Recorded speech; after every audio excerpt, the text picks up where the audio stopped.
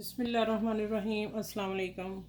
Viewers, आज Russian salad आमना kitchen में बन रहा है। ये मटर उबाइल किए हुए हैं और ये अंगूर रेड कलर के और ग्रीन ये दोनों कलर के जाएंगे। और अनार के दाने हैं, ये पास्ता मैंने उबाइल किया। और सेब को छीलना नहीं, इसी तरह टुकड़ों में एक जैसे इक्वल हों उसको कट करना है। और ये गार्निश के लिए मैंने एक खजूर बरी काटी है, ये बाद में आगे बताऊंगी क्या करना है। और ये 1 टीस्पून ये चीनी मैंने डाली है और थोड़ा सा ब्लैक पेपर। और इसमें मैंने माइनस डाली है और क्रीम ये है। मैं इसको मिक्स करती हूँ, फिर आप लोगों से मिलती हूँ। अच्छा, ये देखें मैंने इसको अच्छी तरह मिक्स कर लिया। अब इसमें चीनी जाएगी, ब्लैक पेपर। ये रात की बाद में बताती हूँ क्या करना है सर। अब इसको मिक्स करना और सब चीज़ें डालते जाना।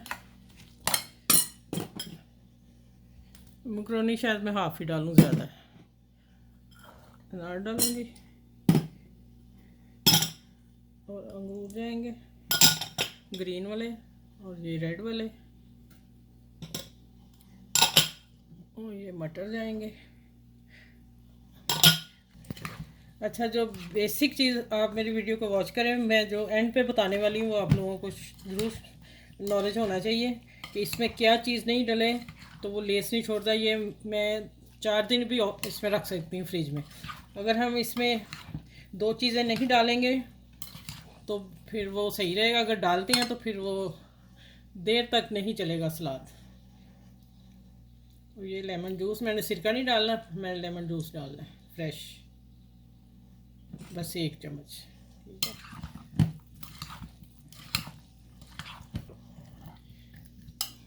अच्छा ये देखें माशाल्लाह कितना कलरफुल है और खाने में भी मज़ा आएगा। मेरी बिरयानी पड़ी हुई है और उसके साथ जो कल बनाई थी उसके साथ मैंने बनाया है। और आप लोग भी इंशाल्लाह इसको बनाएं।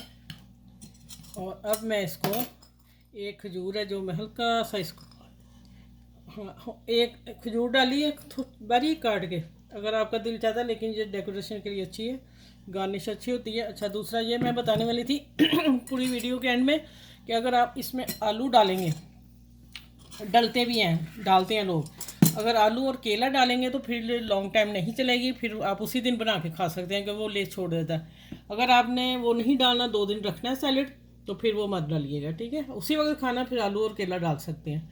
चलो, मेरे चैनल को लाइक करें, शेयर करें और अपना ख्याल रखिएगा। दुआ में मुझे भी याद रखिएगा। अल्लाह हाफिज़।